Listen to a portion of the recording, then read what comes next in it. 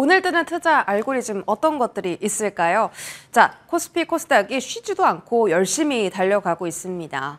종목에 대한 선점 그리고 섹터에 대한 시선 정말 중요합니다. SK증권 영업부 금융센터 조성우 부장과 이야기 나눠보겠습니다. 어서 오세요. 안녕하세요. 네, 부장님 반갑습니다. 자, 저희 오늘 중심 알고리즘이 이 대세 상승장의 주도 섹터가 어디냐인데요. 모르겠어요. 사실 그쵸, 부장님. 매일 달라지거든요, 주도 섹터가. 어제는 반도체가 강했다가, 그저께는 조선방산이 강했다가, 오늘은 다시 원전. 이렇게 좀 갈피를 잡기 어렵기 때문에 저희가 전략을 좀 더 구체적으로 세워봐야 될 것 같아요. 첫 번째 키워드 확인하시죠. 첫 번째 키워드는 삼성전자보다는 하이닉스냐. 주가가 그렇게 말을 해주고 있잖아요. 사실 우리 부장님의 의견은 삼성전자라고 하셨습니다. 왜냐하면 가격적으로 더 메리트가 있기 때문에. 하지만 지금 하이닉스의 흐름과 이 수급을 봤을 때는 충분히 전고점 돌파를 넘어서 30만 원까지도 가능하지 않을까, 이런 이야기도 좀 들려오는 상황입니다. 네. 부장님, 어떤 견해로 보세요? 여전히 가격적 메리트를 더 중요하게 생각해야 된다? 아니면 지금 잘 가는 종목 하이닉스 봐야 된다? 저 나올 때마다 항상 단골 질문이 된 것 같은데요. 둘 다 좋습니다. 둘 다 좋은데 이제 제 관점에서는 아무래도 가격 메리트가 있는 삼성전자 쪽에 조금 더 무게를 실는 상황이고요. 다만 지금 시장의 흐름을 보게 되면 하이닉스의 탄력이 조금 더 좋은 건 사실이에요. 그리고 뭐 이제 목표 주가 30만 원에 대한 이야기 나오고 있고요. 지금 거의 뭐 이제 사상 최고치의 이제 정고점에 지금 거의 도달하고 있는 상황이라 이제 25를 보여주면 이제 전인미답의 영역으로 들어가는 그런 상황인데, 이제 하이닉스가 계속적으로 좋은 것은 이제 HBM에 대한 이제 주도권의 이제 어떤 굳건함, 이런 부분들이 계속 좀 하이닉스 쪽에 조금 더 우호적인. 그러니까 지금 뭐 반도체 투톱 가운데서는 하우스도 그렇고요, 뭐 여러 가지 이제 주변의 전문가들도 하이닉스 쪽에 조금 더 무게를 두고 있는 지금 상황인 건 맞아요. 그리고 객관적으로 보더라도 올해 예상 PR이 6배 정도이기 때문에 여전히 뭐 많이 올랐지만 밸류에이션 매력이 여전하다. 뭐 이런 평가도 있기 때문에 하이닉스가 올라가는 거에 대해서 제가 의구심을 갖지는 않습니다. 의구심을 갖지는 않습니다만, 이제 기술적으로 본다고 했을 때는 이제 주가의 어떤 수준이 이제 다시 이제 전고점에 육박을 했기 때문에 기술적으로 이제 주가 부담에 주의할 필요가 있고, 지금 이제 SK 하이닉스 같은 경우에는 HBM의 굳건한 지위, 그리고 뭐 또 젠슨 왕이 또 다시금 뭐 SK 하이닉스에 대해 호의적인 어떤 평가를 했던 부분들, 이런 것들이 반영돼서 올라가고 있는 거는 맞습니다만, 지금 현재 전체적으로 그렇다고 해서 SK 하이닉스가 HBM 진영을 끌고 가고 있는 그런 양상은 분명히 아니거든요. 그러니까 SK 하이닉스만 유독 이제 HBM 논리가 지금 강화되고 있는 그런 상황이지, HBM 진영의 전체적인 군집성은 그렇게 강하지 않습니다. 대표적으로 한미반도체 아직도 주가 빌빌거리고 있어요. 이런 걸 봤을 때는 그냥 SK 하이닉스 이 종목 하나에 국한된 HBM의 논리라고 저는 이렇게 좀 바라보고 있어요. 물론 이제 뭐 매수 관점 지금도 유효하다 봅니다만은 30만 원에 대해서는 제가 말씀드릴 영역은 아닌 것 같습니다. 그건 뭐 이제 리포트에서 애널리스트들이 하는 이야기이기 때문에 제가 거기에 뭐 말을 보탤 필요는 없을 것 같긴 하고요.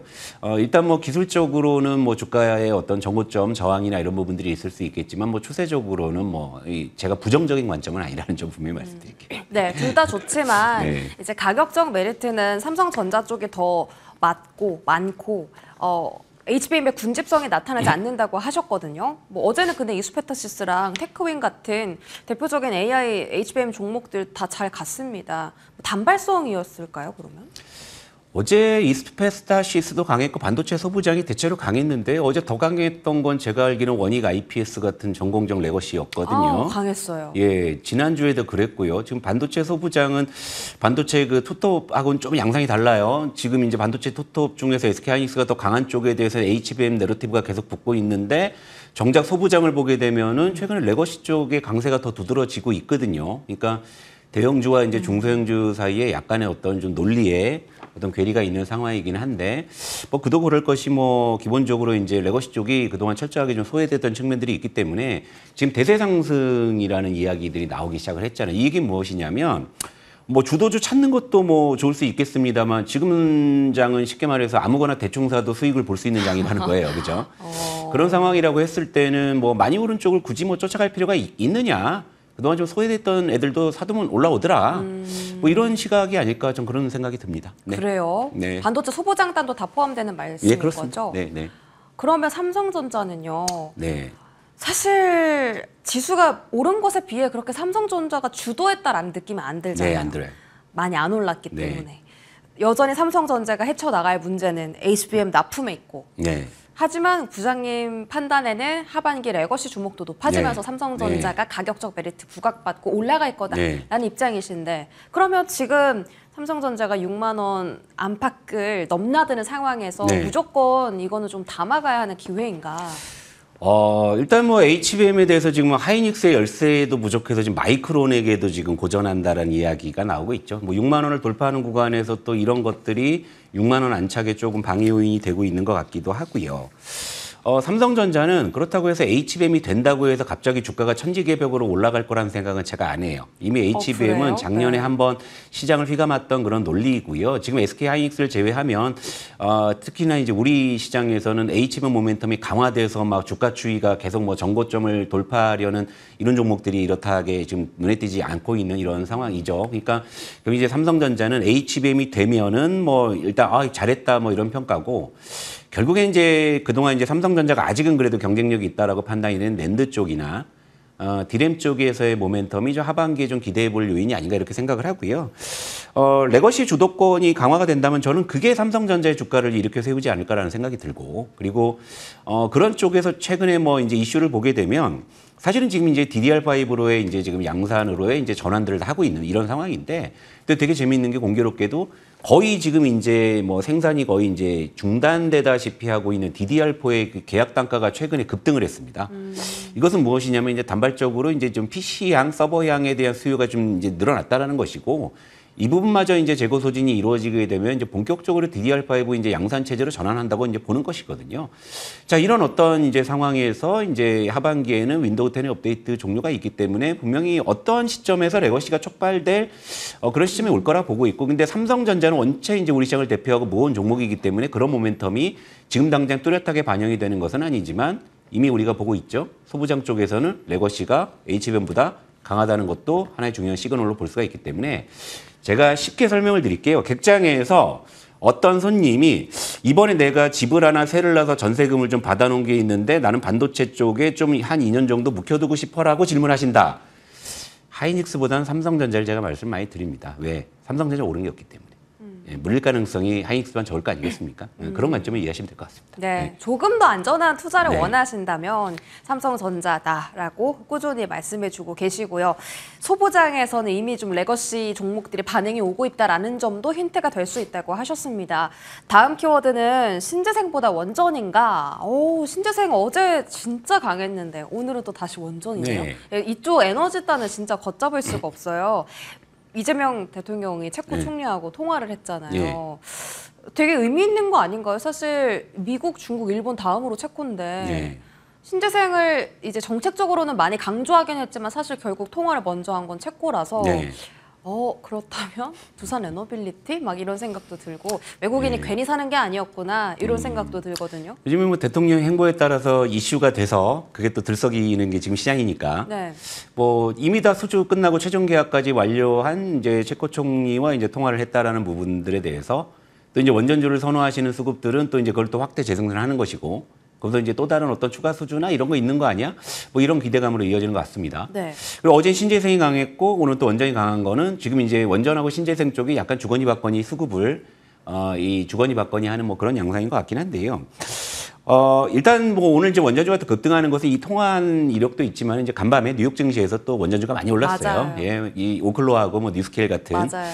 이런 쪽이 많이 올랐기 때문에 또 여기에 따라 이제 동조화되는 측면들도 있는 것 같고요. 그리고 오클로 같은 경우에는 우리 이제 한수원하고 이제 MOU를 체결한 것도 있으니까 이 오를 거리들이 이제 오늘 좀 하루에 좀 집중이 된 것 같습니다. 그런데 중요한 건 이 모든 것들이 다 가시적인 무언가를 의미하는 것이 아니잖아요. 좀 약간 내러티브 중심이 통화했대더라, MOU 체결했대더라 이런 부분이잖아요. 네, 네. 근데 이걸 가지고 이제 좀 역대급 뭐 수주기 대감으로 좀 연결짓기에는 제가 볼 땐 조금 모자란 부분이 없지 않아 있어요. 하지만 수급은 일이 들어가는 그런 양상이라고 생각을 하고요. 제가 지난주에 이제 원전주하고 신재생 똑같은 질문을 하셨던 걸로 기억을 하는데 맞아요. 그때 제가 원전주는 물론 이제 내러티브 좋고 수급 좋고 다 이제 추세 좋은데 가시적인 게 있느냐 이거죠. 그러니까 역대급 수주 기대감이라고 이야기하는데 네. 지금 또 수주 관련해서 이야기 나오는 데들이 뚜렷하게 있나요? 그죠? 근데 저는 이제 궁금한 네, 게 네, 네. 어쨌든 지난주에 그렇게 말씀하셨지만 네. 이번 주까지 흐름을 봤을 때 네. 지난주 에라도 샀으면 네. 사실 뭐 10% 20%라도 수익이 나는 거잖아요. 네. 그럼 부장님은 아예 단기로는 안 보시는 거예요, 종목들이? 예, 뭐 원전주 같은 경우에는 저는 뭐 이제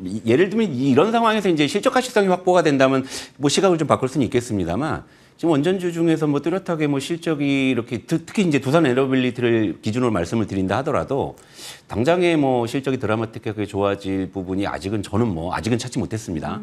그래서 내러티브만으로 이제 좀 아직은 원전주의 시세가 전개가 되고 있다고 생각을 하기 때문에 그런 면에서 저는 굳이 그리고 이제 지금 시장이 굳이 뭐 신고가 섹터를 쫓아가지 않아도 그동안 소외됐던 쪽을 접근하셔도 충분히 기대 수익을 확보할 수 있는 구간이라는 생각이 들기 때문에 네. 그냥 저는 개인적으로 이제 원전주를 이 가격대에서 뭐 접근하고 싶은 마음이 별로 없어요. 그러니까 이런 부분들은 시청자 여러분들께서 네. 잘 이해해 주셨으면 좋겠습니다. 그럼 저 하나 궁금한 게 있는데요, 부장님. 네. 지금 사실 실적 장세보다는 유동성 장세잖아요. 네. 그런 측면에서 봤을 때도 내러티브가 그렇게 실적보다 중요하지 않은가라는 생각이 과연 들어요. 유동성이 오를 대로 오른 종목 그거 고점에 받아주려고 들어올까요? 그렇지 않을 것 같은데요. 유동성이라는 고점이다, 것은 여전히. 아까 말씀드린 요즘에 부동산도 꿈틀대니까 그래서 뭐 전세도 놓고 하는 모양인데요.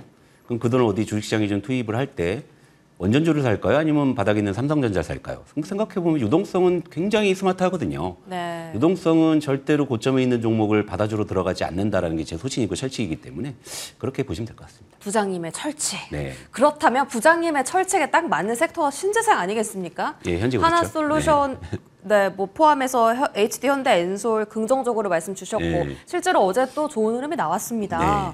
신재생은 아직 그 고점까지 다 안 왔거든요. 네. 그러면 조금 더 기회 있다라고 보세요? 그러니까 단기인데 원체 급등을 해서 이게 사실 신재생은 저는 이제 아직까지 중장기적으로 추가 상승 여력이 충분하다고 보고 아까 앞선 이제 이슈에서도 이제 한국형 AI 뭐 IRA 이런 얘기도 나왔지 않습니까? 이런 네. 것들이 결국에 신재생이나 2차 전지 쪽에 정책 기대감을 불어 넣어줄 수 있는 요인이라고 좀 보기는 하는데 단기적으로 지금 신재생 쪽이 좀 변동성이 커요. 급등락을 좀 반복하다 보니까 그래서 여러분들이 좀 대응하기가 쉽지 않으실 겁니다. 그래서 제가 이제 지난주에도 신재생 말씀을 드릴 때, 신재생 하게 되면 지금 대표적으로 태양광이 가장 들썩이거든요. 그러다 보니까 이제 이쪽에서 변동성이 좀 커지는 상황이고, 그 다음에 변동성이 큰 쪽이 풍력이고, 네. 그리고 이제 그 다음에 그래도 변동성이 좀 덜한 쪽이 수소예요. 그래서 제가 지난주에도 약간 이제 계단식으로 여러분의 어떤 성향에 따라서 공격적인 분들은 이제 태양광 쪽이 맞을 수도 있고 좀 보수적인 분들 나는 좀 주식 물리는 거는 싫은데 신재생을 하고 싶어 하시는 분들은 이제 수소 쪽을 말씀을 드렸던 이유가 이제 여기에서 나오는 겁니다. 자, 지금도 논리는 똑같습니다. 접근 전략. 하지만 올라갈 때 쫓아가시는 것은 경계하시고요. 조정 받았을 때 이제 들어가시는 것을 이제 권장하고 싶은데 네. 그래도 아직까지 좀 시세가 크게 나지 않은 쪽은 수소 쪽이라고 보고 있고 제가 틈틈이 수소 쪽을 말씀을 드리면서 뭐 두산 퓨얼셀이나 뭐 이제 일진 하이솔루스 같은 종목은 몇 번 말씀을 드렸었는데 지금 바닥권에서 굉장히 야금야금 잘 올라오고 있거든요. 그러니까 이런 쪽이 조금 더 여러분들이 리스크를 제어하면서 접근하실 수 있는 섹터라고 보고 있고 특히 네. 이제 수소 쪽은 최근에 넥소2가 출시가 됐잖아요. 그러니까 이런 부분들도 좀 단기적인 어떤 이슈가 될 수 있는 부분이기 때문에 저는 좀 이제 변동성을 경계하시는 분들은 수소 쪽을 말씀을 드리고요. 그리고 이제 신재생의 좀 추가적인 어떤 방향에 대해서 긍정적이고 난 변동성을 좀 견딜 수 있는 분들은 이제 태양광이나 풍력이 좀 조정을 받았을 때 오늘 같은 경우 좀 조정을 받고 있지 않습니까? 네. 이럴 때 접근하시는 건 무난하다 보고 있습니다. 알겠습니다. 수소까지 챙겨주셨고요. 에너지는 마무리하고 다음 볼까요? 2차 전지에 대한 이야기입니다. 자, 2차 전지 조용히 강하다라고 키워드를 잡았는데 모든 종목이 그런 건 물론 아니지만요. 포스코 퓨처엠 같은 종목들은 벌써 바닥에서 98,500원에서 135,000원까지 올라왔거든요. 2차 전지는 늘 울고 웃습니다. 네. 부장님께서 마르지 않는 장작이라고 하시잖아요. 네. 지금은 좀 분위기 좀 달라지지 않았어요? 여전히 단기로만 봐야 된다라고 생각하세요? 시장의 이제 전체적인 방향이 지금 일단은 상승 쪽으로 방향을 틀어서 어느새 지금 우리 시장이 3천을 바라보고 있는 상황이다 보니까 제가 아까 말씀드렸잖아요. 바닥에 있는 거, 소외되어 있는 거 아무거나 대충 사도 수익을 볼 수 있는 장인데 네. 뭐하러 오를 대로 오른 종목들을 그 옥석 고르기까지 하면서까지 그렇게 골치 아프게 할 필요가 있느냐. 근데 그 대표적인 상징적인 섹터가 저는 2차 전지라고는 봅니다. 네. 예, 그런데 관건이 뭐냐면 이런 기대감으로 유동성이 들어오고 그런 걸로 이제 올라가고 또 한국형 IR에 대한 기대감, 정책 기대감 이런 것들 다 좋기는 해요. 하지만 이제 추세적인 2차 전지의 어떤 상승을 논하기 위해서는 캐즘 극복이라든지 아니면 2차 전지 배터리의 출하량 증가라든지 아니면 뭐 예를 들면 리튬 가격의 동향이라든지 여러 가지 부분들이 좀 필요할 수가 있죠. 하지만 이제 아직 그런 것들이 가시적으로 딱 확인되거나 윤곽이 드러난 것은 아니기 때문에 제가 이제 지난 시간에도 2차 전지에 대해서는 일단 사도 좋다는 말씀 드렸어요. 수익을 볼 수 있는 타이밍이라는 말씀을 드렸지만 추세적인 베팅보다는 아직은 좀 트레이딩 관점에서 말씀을 좀 드렸지 않습니까? 그러니까 네. 그게 좀 이어진다고 좀 보시면 좋을 것 같습니다. 알겠습니다. 2차 전지 긍정적인 답변 인 줄 알았으나 아직은 단기 트레이딩으로 좀 보자. 이렇게 언급 주셨고 자 마지막 키워드는 정책주 순환매입니다. 자 증권주 계속 좀 많이 올랐잖아요. 네. 특히 중소형주 많이 올랐잖아요. 근데 조정받고 나서 다시 또 잘 가거든요. 네. 그 증권가에서 증권주를 사라니까 되게 이상하긴 한데 어쨌든 증권주 매수 리포트가 상당히 많이 나오고 있는 상황입니다. 네.